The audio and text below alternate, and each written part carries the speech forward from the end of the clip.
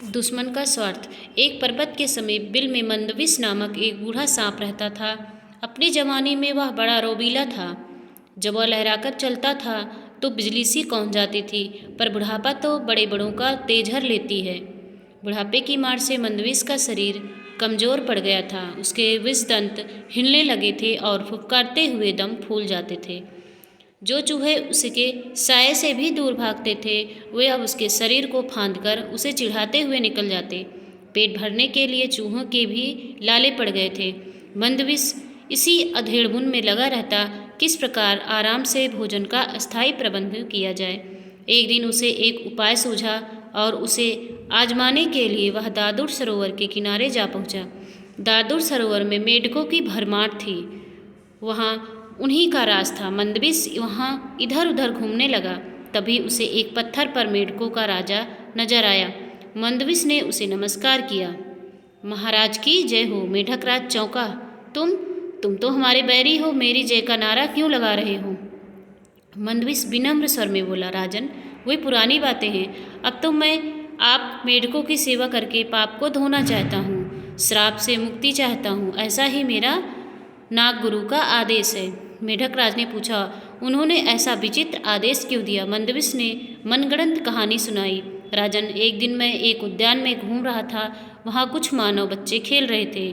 गलती से एक बच्चे का पैर मुझ पर पड़ गया और बचाव स्वभाव में मैंने उसे काटा और वह बच्चा मर गया। मुझे सपने में भगवान विष्णु श्री कृष्ण नजर आए और श्राप दिया कि मैं वर्ष समाप्त होते ही पत्थर का हो जाऊंगा। मेरी गुरुदेव ने कहा कि बालक की मृत्यु का कारण बन मैंने कृष्ण जी को रुष्ट कर दिया है, क्योंकि बाल कृष्ण का ही रूप होते हैं। बहुत गिड़गिड़ाने पर गुरु जी ने श्राप मुक्त का उपाय बताया। उपाय यह है कि मैं वर्ष के अंत तक मेढकों को पीठ पर बैठाकर सैर कराऊंगा। मंदबिस की बात सुनकर मेढक राज चकित रह गया। सांप की पीठ पर सवारी करने का आज तक किसी मेढक को श्रेय प्राप्त नहीं हुआ। उसने सोचा कि यह तो एक अनोखा काम होगा। मेढक राज सरोवर में कूद गया और सारे मेढकों को इकट्ठा कर मंदबिस की बात सुनाई। सभी मेढक भौचक्के रह गए। एक बूढ़ा मेढक बोला, मेढक एक सर्प की सवारी करे, यह एक अद्भुत बात होगी।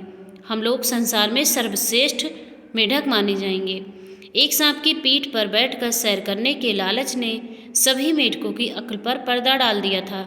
सभी ने हाँ में हाँ मिलाई। मेढक राज ने बाहर आकर मंदबिस से कहा, सर्प, हम तुम्हारी सहायता के लिए तैयार हैं। बस फिर क्या था। 8-10 मेढक मंदबिस की पीठ पर सवार हो गए और निकली सवारी। सबसे आगे राजा बैठा था। मंदबिस ने इधर उधर सैर कराकर उन्हें सरोवर तट पर उतार दिया। मेढक मंदबिस के कहने पर उनके सिर पर से होते हुए आगे उतरे। मंदबिस सबसे पीछे वाले मेढक को गप्प खा गया। अब तो रोज यही क्रम चलने लगा। रोज मंदबिस की पीठ पर मेढकों की सवारी निकलती और सबसे पीछे उतरने वाले को वह खा जाता। एक दिन एक दूसरे सर्प ने मंदबिस को मेढकों को खाते देख लिया। बाद में उसने मंदबिस को बहुत धिक्कारा। अरे क्यों सर्प जाति की नाक कटवा रहा है? मंदबिस ने उत्तर दिया, समय पड़ने पर नीति से काम लेना पड़ता है। अच्छे बुरे का मेरे सामने सवाल नहीं है। कहते हैं मुसीबत के समय गधे को भी बाप बनाना पड़ता है। मंदबिस के दिन मजे से कटने लगे। वह पीछे वाले मेढक को इस सफाइयों से खाया जाता था कि किसी को पता ही नहीं लगता था।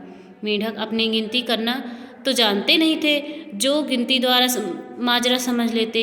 एक दिन मेढक राज बोला, मुझे ऐसा लग रहा है कि सरोवर में मेढक पहले से कम हो गए हैं। पता नहीं क्या बात है। मंदबिस ने कहा, हे राजन, सर्प की सवारी करने वाले महान मेढक राजा के रूप में अपनी ख्याति दूर दूर तक पहुंच रही है। यहाँ के बहुत से मेढक आपका यश फैलाने दूर सरोवर, तालाबों, झीलों में जा रहे हैं। मेढक राज की गर्व से छाती फूल गई। अब उसे सरोवर मेढकों के कम होने की भी गम नहीं था। जितने मेढक कम होते जाते, युवा यह सोचकर उतना ही प्रसन्न होता कि सारे संसार में उसका झंडा गड़ रहा है। आखिर वह दिन भी आया जब सारे मेढक समाप्त हो गए, केवल मेढक राज अकेला रह गया। उसने स्वयं को अकेले मंदबिस की पीठ पर बैठा पाया तो उसने मंदबिस से पूछा, लगता है सरोवर में मैं अकेला रह गया हूँ। मैं अकेला कैसे रहूँगा? मंदबिस मुस्कुराया, राजन, आप चिंता न करें, मैं आपका अकेलापन भी दूर कर दूंगा। ऐसा कहते हुए मंदविस ने मेढक राज को भी गप से निगल लिया और वहीं भेजा जहाँ सरोवर के सारे मेढक पहुँचा दिए गए थे। तो दो बच्चों, इससे यह सीख मिलती है कि शत्रु की बातों पर विश्वास करना अपनी मौत को दावत देना है।